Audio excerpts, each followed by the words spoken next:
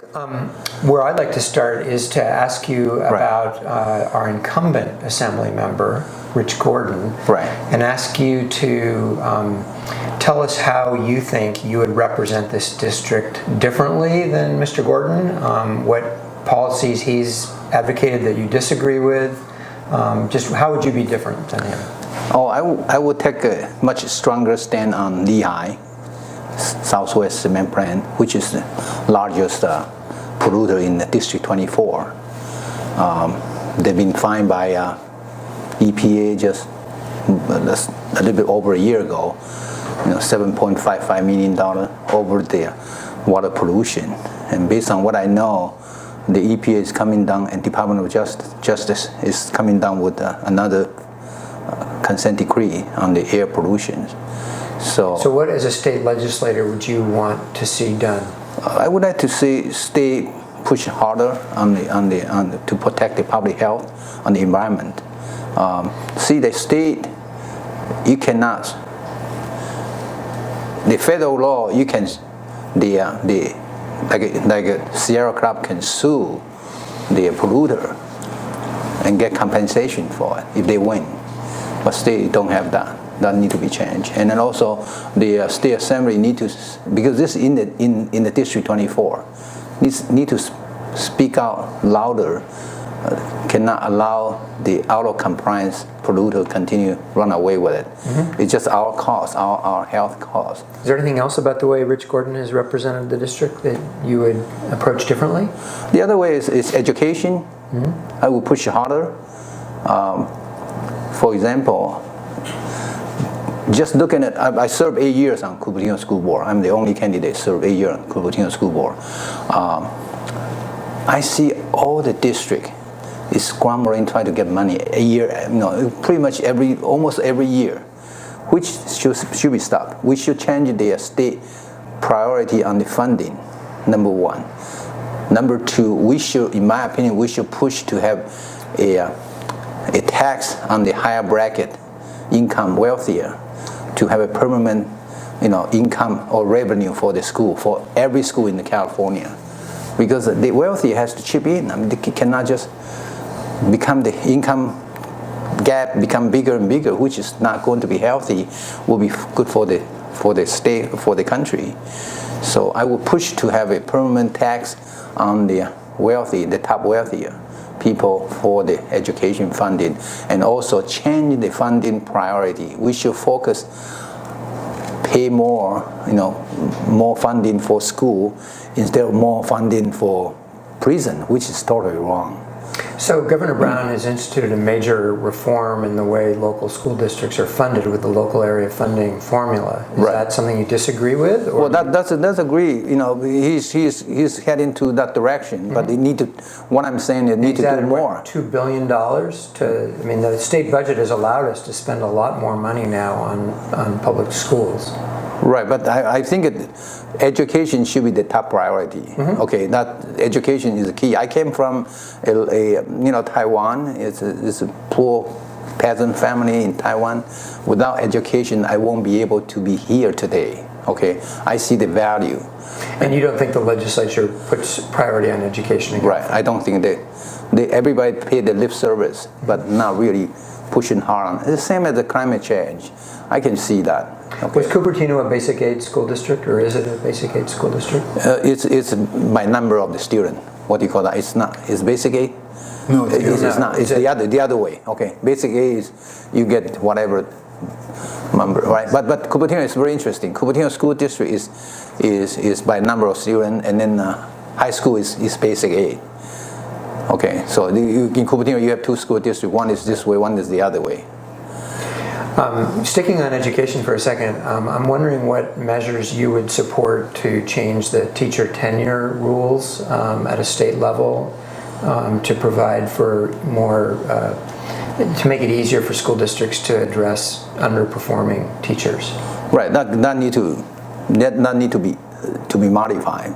Okay, but I need to look at what area they want to modify, because I know that's a problem. When I was on school board, and the superintendent come in and say, we have hard time to get rid of this disqualified teacher, which is bad. So how would you change the current tenure system? I think right now it's 3 year or 2 year. 2 year. 2 year. I think probably 1 year will be enough. So you have quicker time to review it and then see if you want to change it or not. Want to continue to hire or not. Well, if You would give her a tenure after 1 year? Right. well, that makes it even more difficult to remove an underperforming teacher because after 1 year they achieve tenure. No, it used to be 3 years. You did. Now it's 2 years. But I thought shorter is quicker. Quicker to get tenure. Yeah. No, quicker to get review on it. It's probably I missed. No, a school district has until the end of the second year that a teacher is teaching to make a tenure decision on that teacher. No, it should be going back to 3 years. Okay, 3 years. Yeah, 3 years. Not make sure that they are qualified first. I did not know they changed to 2 years. Yeah, it's been that way. Okay. I think for a while. At the UC level, the university system in California, do you believe that there are steps that can be taken to alleviate the tuition problems? The high tuition at the UC and state university level? Right. That's what I'm saying. That we should tax the wealthier for the education, and I believe we should provide either free college admission or very low tuition. Okay, current system is just not right.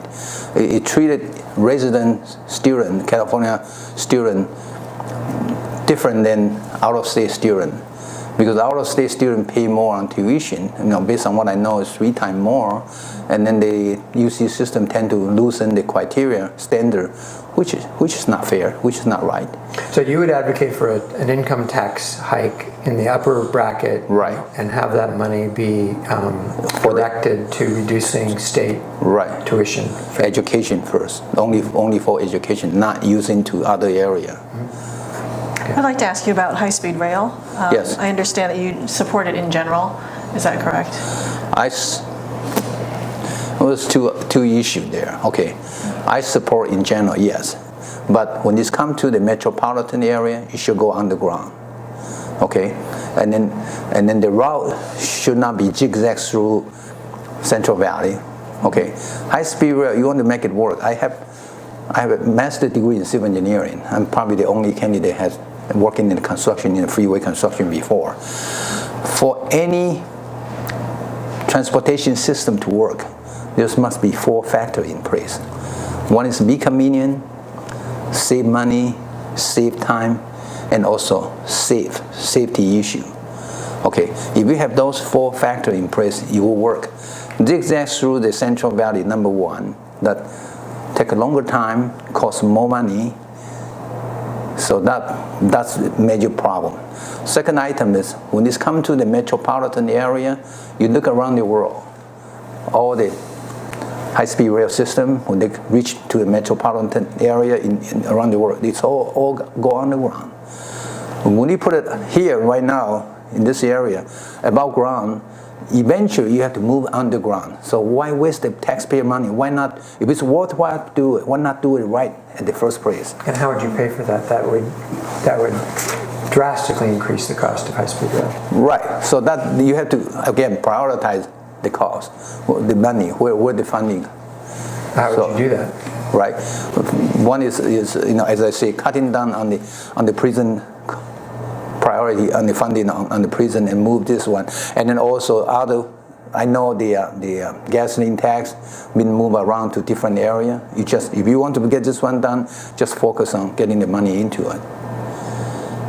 Well, you already said that the priority is for state funding is education. Right, so and the second priority is transportation. You got. I mean, as I say, we spend more. You would oppose high-speed rail if it wasn't underground in the LA metropolitan area and in the San Francisco Bay Area? Correct. Has anyone given you any reason to think that it's going to be put underground? Well, I'm going to fight for it if I get elected. That's the right thing to do. There's no need to waste taxpayer money now and then end up have to pay more. I mean, like 58 years ago, and the bar is coming along. Santa Clara said no with the bar, and then San Mateo drop out later, 3 years later, based on what my understanding. And then so now you don't have a complete system. Now the traffic is a mess. It's going to get worse. And all the transportation agency, what they have in mind is not moving people around where people want to go. They try to move people where they want the people to go, which is totally wrong in my opinion. I mean, you brought to San Jose, that's not where people want to go. Bus should be coming from Milpitas to Sunnyvale to Mountain View and to Palo Alto and connect to make a loop. Then that would be an efficient loop. So if there's one system, one direction has a problem, you can go the other way, still can reach to your destination. Right? Now you can't. It's hard. So how would you propose to achieve that? So you have to connect the BART. Right, but how would you finance that? You just have to, as I say earlier, from Milpitas to Sunnyvale on 237, that's where the traffic jam is, and then to Mountain View, and then from Mountain View to Highway 101 to Palo Alto, and from 101 just along Highway 101 to San Francisco Airport. This is BART you're talking about? That's that part I'm talking about. And how would you pay for that? We have to work it out, find it for it. Okay, the priority, like for example, on Highway 85, they're proposing so-called express lane. It's not express lane. It's toll lane. It's when you get rich, you can drive your Hummer and then on the toll lane, which is socially it's just inequitable. Number one, and number two, you're not going to solve the problem. And BTA is going to propose to spend $176 million, which in my opinion, it will be total waste because it's not going to fix the problem. So that's why I led our council to sue BTA and Caltrain on that. And then Saratoga and Las Gatos joined us. Right, at the beginning, only me, I'm the one talking about, so they all say, oh, the Barry Chang. Okay, but now it's the council, my council unanimously approved, 2 cities join us, so they cannot say it's only Cupertino. So are you going to support or oppose the tax measure that's being prepared for November? I mentioned it, I said I will support with the condition that they will guarantee the money, once the sales tax measure passed, that will be spent for the West Valley and North County, because West Valley City and North County City has been ignored in the last 20 years. Right. There's a measures. proposal out that I'm sure you've seen that proposes how it's going to get allocated, how that funding is going to get allocated. Are you in agreement with that? I haven't seen the final one, but the last time when we had a mayor meeting, I'm okay with that. Okay. But unless it's changed. But my concern is, how can you make sure that they will deliver what they say? And I mentioned it at the BTA board meeting. Of course, when I say this, none of the BTA board members like it. I say, you guys have a credibility problem because you promised all this in the last 2 sales tax measures, and you did not deliver. Okay. And the great separation here in Mountain View and Palo Alto, Sunnyvale, they just put up their hand and say, well, we ran out of money, sorry, you don't get it. Which is not right. If you promise, you have to keep your promise. Right? Like my campaign promise, I'll keep my campaign promise. Right? I want to solve Lehigh problem. I'm working on it for 10 years. And I want to help solve the climate change, so I'm not afraid to take the heat. So I keep telling the resident in Cupertino that we need to allow high density on the major thoroughfare. Okay, and then of course a small group of them don't agree, they file a recall, so I'm facing the recall now, and I'm not afraid of it. I mean, this is the right thing to do. Even if I get recall, and I don't get elected here, but I do my share. What I find out is the politician here, the local politician, what I met, most of them just afraid to deal with the controversial. And then when they see a group of people come to the council meeting, put the pressure, they just back down. And that's why we have all this big problem now. Okay, we have to face it. One of the big problems that we've been dealing with, I think, throughout the valley is really the housing issue, and especially some mandates from the state to plan for example, housing density, Right. and also to grant density bonuses. Right. And that really chafes at a lot of the municipalities. But as an assembly member at the state level, how would you approach state mandates and government municipalities having to follow? Right, because of this housing issue, and then two big issues in this valley here we're facing. Number one is housing. Number two is transportation. And if we don't solve the problem, it's going to impact our economic, right? And because the housing issue, I've been involved. I look at all the housing element that state allocate to each city. Be honest, pretty much all the well-to-do city are in the state is not doing their job. They cheat the state. And when I say that, of course I will offend a lot of people, because I mean during our last allocation, for example, in Cupertino, there's one area, one housing apartment area, it's called Glenbrook. The owner have no intention to add any more units on that apartment complex. No intention. They don't even bother to contact us at all. Don't even put a request. But the council, during the allocation, say, oh, some council members say, well, allocate 350, 360 units to that complex. And I mentioned, look, they have no intention to build. Why you want to allocate to them? Oh yeah, I know there are no intention to build, but we just satisfied with say we have this 360 unit here, this 400 unit here, and then another 300 unit here. So yeah, we got 1,066 units. So we meet our requirement, and we submit it. So would you try to strengthen requirements? We try to strengthen the requirement. I think the penalty is, because if any legislation without penalty, without teeth, no one is going to follow. Cupertino is doing, compared to other cities, when I look at the report, okay, when I look at the comparison, is better than other cities. We accomplish in 55%, whatever we submit to the state, we build about 55% in the last 24 years.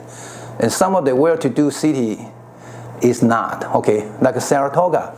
I mean, for example, last 30 years, their population from 29,000 to 30,000. And their mayor, their city council was very proud. We keep our city's suburban flavor, blah, blah, blah. But I mean, you're not doing what you're supposed to do.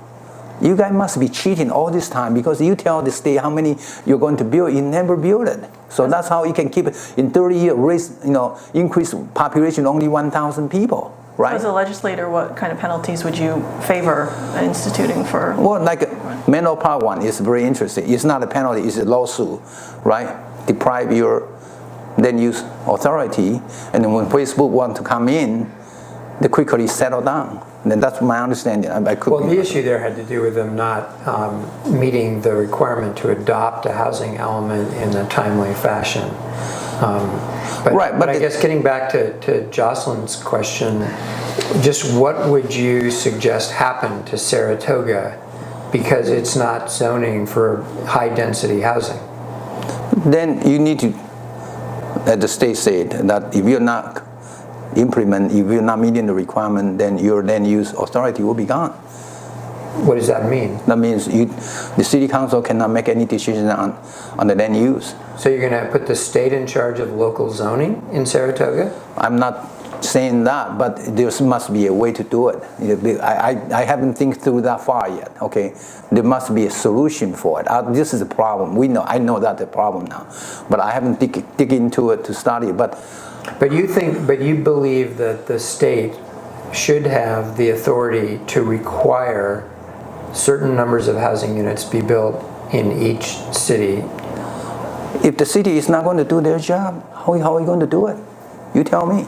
That's sprouted over to it goes down Gilroy, fundamentally right? to local control versus regional or state control. And what I hear you saying is that you think the state interest trumps the local community's interest. And if there's a community in Portola Valley or Saratoga that wants to remain semi-rural, that's not their choice to make. Is that what you're saying? Yeah, that's what I'm saying. We are all in it. And that's why I'm not afraid to tell Apple that you need to pay the business tax to help solve the traffic congestion. Okay, if we want to solve the traffic housing issue, it's everybody's job. It's not because you're wealthier, then it's not your problem. No, it's everybody's problem.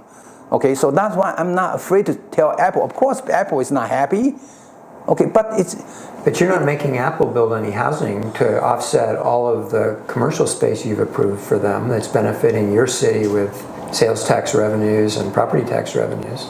Where's the housing for those employees?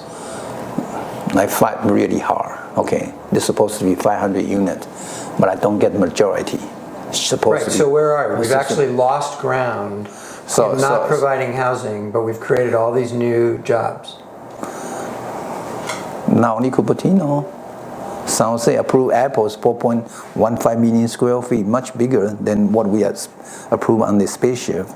But political has a political reality. I have my own thinking, I have my own dream, my own goal. But facing the reality, I got one vote. Okay, on getting originally in that site, we have 500 units allocated to that site. Okay, but Apple just don't want to do it. Okay.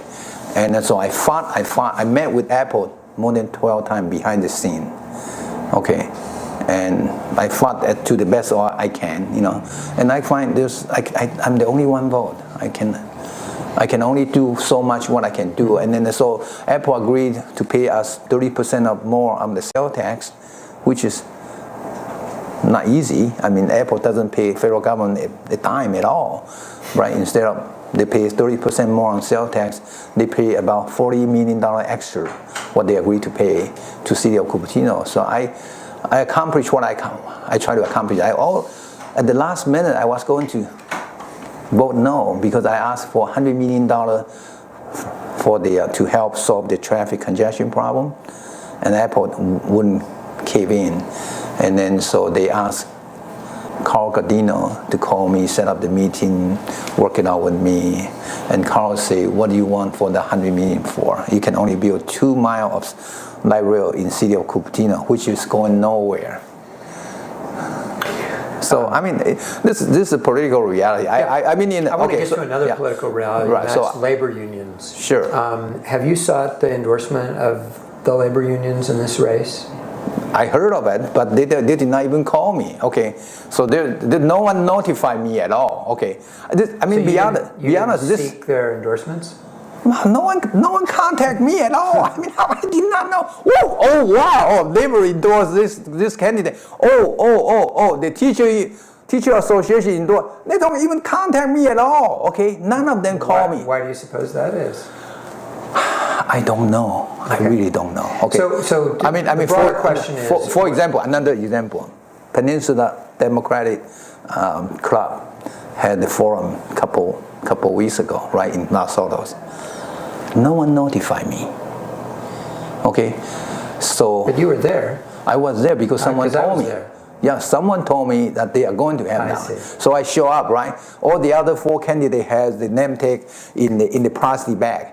I'm the only one with the sticker on it. Okay, I mean, tell me. Politics is very weird. Okay. So getting back to the question of labor unions, do you feel that public employee labor unions should have a role to play in these elections, and what issues do you think surface as a result of them making both endorsements and financial contributions to candidates? I mean, everybody has a right to do what they want to do in the boundary of the law, right, in the United States.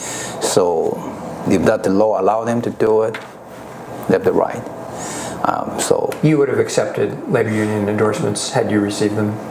Well, if they ask me, and then I'll give them the presentation. Like, you guys ask for the endorsement interview, you guys are fair. I'll come up here. I'll do my best pitch, and then if you agree with me, they will endorse me. If you don't agree with me, you don't endorse me, and I understand. That's not a problem. Well, I guess the issue comes when labor unions have tremendous influence in Sacramento, and when they rally to support or oppose legislation, obviously the members of the legislature that have received their support and their financial support are going to be more sympathetic, or might be more sympathetic, to their points of view. Right, but that's not going to be that's not going to apply to me. I told everybody, if you look at my record, I do what I believe is the best on that job. As a city council member, as a mayor, I told all my constituents what I do is what the best for my constituent, for my city. And you donate money to me, it doesn't make that much difference. You donate money to me, you are my friend. You can get my ear a little bit more, but I will make my judgment to see what the best for the city. For example, this recall, quite a few was my supporter before in the last election, and they're mad at me because I don't listen to what they have to say. But I told them that's wrong. I'm not going to do it because unless we change our behavior, we're not going to change the climate change. Because we keep driving. I told everybody. I told my wife the same. If I don't have car, I cannot live. I cannot function here. If I don't have car, I can live well in London, in Madrid, in Taipei, or in Shanghai. I have no problem. Without car, I can function well. But in the United States, I don't have a car. I cannot do. I cannot really function properly. I cannot really live. I have a follow-up campaign finance question. Right. I know that you were subject to a fine for the last campaign, not this campaign. Right. So the latest campaign filings came out, and in the late contribution report, you have something on the order of about $300,000 that are reported on this 497 form. Some of the contributions going back to last July. $300,000? There's a lot in here. 4,200 donations, and there's about 60 or 70 of them. Would you like to see your report? What I'm asking about is No. My donation. Okay, my donation is around 325,000. Okay, out of those, 40,000 is a loan. Okay, 20,000 from my wife, 20,000 from my previous campaign account. And then I know that on the chat group, on the chat group, people say I got 639,000. I say, where did that money come from? Okay, yes, that's our question. So where did that money come from? I don't have it. Okay, since last. I think the issue here also is that these are recorded as late reports. In other words, they weren't on the earlier reports that you filed, and therefore they're showing up as a late filing of these contribution reports. I don't South Bay remember. Construction from July. I don't remember. I have $300,000. I would like to have it, but I don't really. Did you review this filing? I just reviewed. I hired someone to do it. Okay, at this time, I have professional campaign reporting. What do you call CBA? The guy accountant, CPA. accounting, in Sacramento to do it because I really. Did you just ask them to do it recently? Yeah, just recently. Okay, so that probably is the explanation. I hired spouse. So she told me I have some area need to adjust, need to amend it because I wasn't do it. In the last report, I did it myself. Okay. You may have more money than you think then. No, I don't think so. I don't think I have more money than I thought. I don't have $300,000 more than what I saw. Yeah. I don't think so. Okay, but Do you have any thoughts about the problem of displacement of renters in the Assembly District? People that have lived many years as renters, and they're being driven out by the high cost of rent going up. Do you have any thoughts about anything new that the state needs to do with regard to that? Sure, we should have a much tighter rent control law, in my opinion, because this. Would it be something that the state would mandate, or because now I guess the cities have the choice? Okay, if I say I'm for the mandate, you're going to say, "Oh, you stay over the local authority." But I mean, it has to be discussed, in my opinion, among the state and local government, No, and then the resident, I mean, what are you going to do with all this problem? I mean, we do have a big problem on the housing. We do have a problem on the transportation. We got to work it out, sit down. I believe we have enough talent here. I mean, this is World Innovation Center. We should, and then all the money is in here too. We should be able to do it, and just know well. And well, you don't have rent control in Cupertino, I assume. We don't have it. We don't have it here. Right. So what are you envisioning in the way of control over rent increases? What's your thought about rent increases? I never, be honest, I haven't given much thought about that area. I just focus on the environmental, education, and the traffic. Okay, I've been busy, and then this recall pop out, so it just took out too much of my time. Okay. But did you mean to answer Richard's question that you do support I do rent support control measures? rent control measure. That's your position. Yeah, that's my position. You're just not clear on exactly how that would be implemented. How to implement and then work it out. Because it's not one way, state say you do it this way, and the local say forget about it, we don't, and then the resident is very unhappy. So if I do that, I maybe get subject to another recall, and when I get to the state assembly, right? But I think honestly we have to talk it out. Communicate with the resident. I mean, on the housing issue in Cupertino in the last 2 years before I became the mayor, I keep asking my council to have more town hall meeting, communicate with the resident, tell them what the situation, what we are facing. But majority of council have no intention to do it, and so I personally hold 5-6 town hall meeting by myself, and then every time those people is against the housing, people show up and they just attack me left and right, yelling and screaming at me, and then pretty much going nowhere. You don't have a civil discourse, you don't have a reasonable communication, you cannot get your message across. Okay, even like day before yesterday, Sunday, the opposition group, they filed the initiative and also filed the recall on me, say they want to meet with me. I say fine. Friday they sent me the email. By the time I saw it, it was Saturday. When I called them back, they say, okay, let's do it Sunday morning. Okay, in the city hall, I met with them. But it's one council member, one mayor, met with 5-6 opposition leader. And then whenever I try to explain, they just shut me off. You're not, we don't agree. We have to. I said, then if you want to communicate, you have to be both way. Okay, when you say what you say, what your opinion, I'll listen, and then you need to listen to what I have to say, right? If you don't want to listen to what I have to say, then there's no communication. So this is the issue that we are facing. In my opinion, high-speed rail. If I were Governor Brown, I will come down to this area, and I'll say, let's go underground, because I know you guys don't want to be above ground, and which not, in my opinion, as I say earlier, should be go underground, right? And then we have a funding problem. Let's help us find out how we can solve this funding problem. I'd like to shift gears and because we're running out of time, and go back to the question of the power of the state to mandate things on local government and how local government responds to that, and specifically. Throughout the state right now, there's municipalities that are debating what restrictions should be placed on police body cameras, the release of those tapes when there's been an incident and that sort of thing. Right. Is that an example in your mind of something that should be dealt with on a city-by-city basis?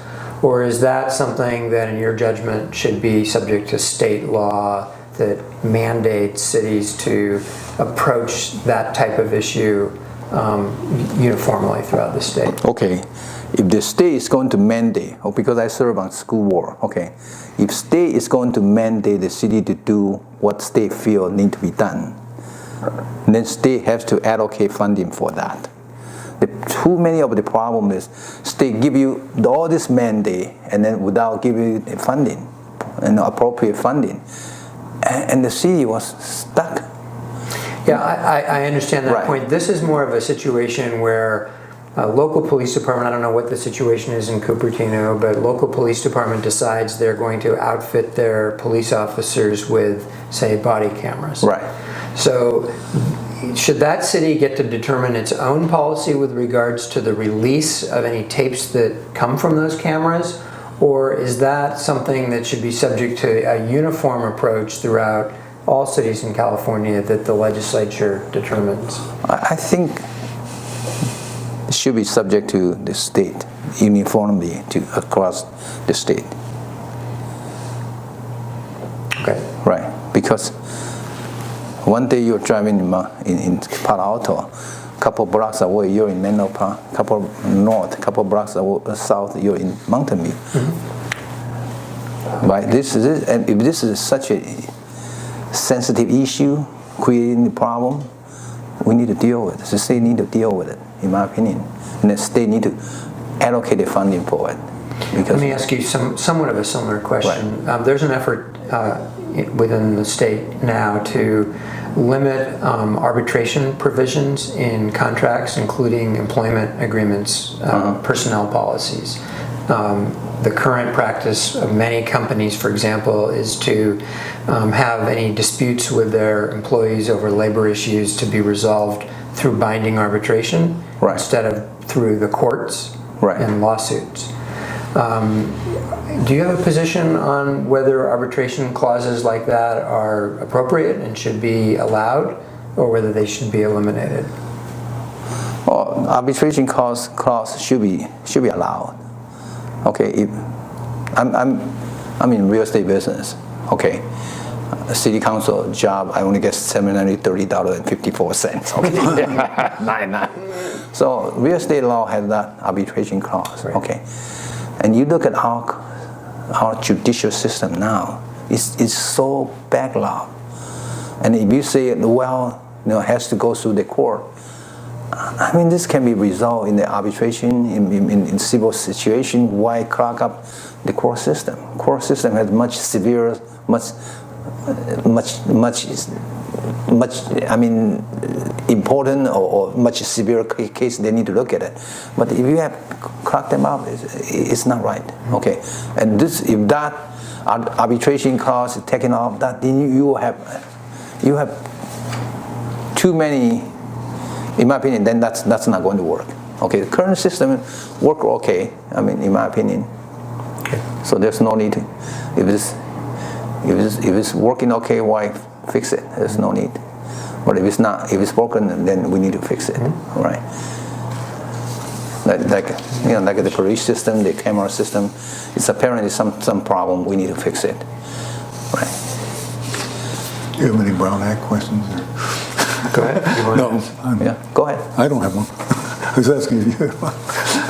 Well, if you're going to prompt me for that, you've been a member of both a school board and currently on a city council. Right. Are there any reforms to either the Public Records Act or the Brown Act that you think are needed and that you would advocate in Sacramento? No, the current Brown Act is okay. We keep our city very busy because there's a lot of public record requests that the public has the right to know, and then that keep the elected official to it right. And that I don't see. So your experience has been that it's worked well. It's worked well, but it just putting a lot of pressure on the city now. I can see that. Okay. Mm-hmm. So there's something on the initiative I need to say it is for the resident, a small group of them filing an initiative and only cost them $220.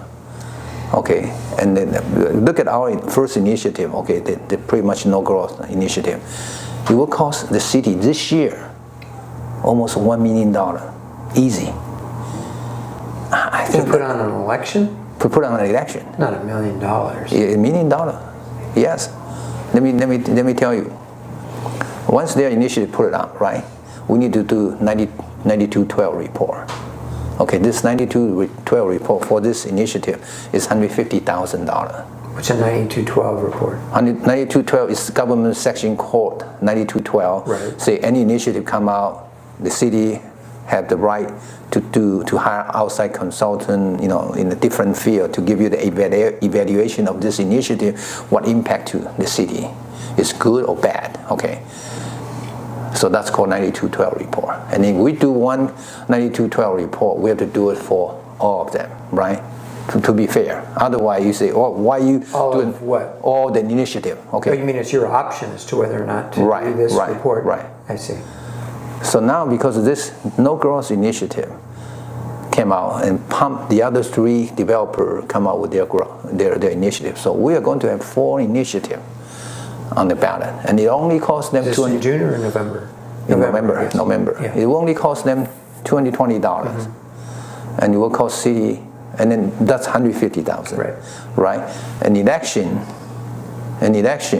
on the regular year, like this year's election, then it costs about $160,000. Yeah. Okay. Right. And then in between the argument, because this group you're basically saying that there needs to be a bigger hurdle for people that want to propose an initiative. I don't know. I just have to think through how we going to solve this problem. I mean, right? I mean, probably maybe only once, only Cupertino. I mean, all this year maybe once. So be it. That's no big deal, right? But I mean, you look at it for $220, and then the cost city almost $1 million. And then if this initiative passed, then every year thereon, in the odd year election, it will cost city about $460,000. And if someone want to build a residential house because they made a mistake in their residential area, right? And they say they want to limit the height of the building 45 foot throughout the city, and that's including residential. And residential right now we have 30 feet limit, right? So residential will be increased to 40 foot height. And then if someone want to build 40 foot high or higher, 50 feet, then has to go through the whole city to vote on it. Okay, and because on April 4th, the council passed 3-2 majority to let the voter know, be aware that what you're voting on this initiative will have that consequence that residential area will increase the height from 30 feet to 45 feet.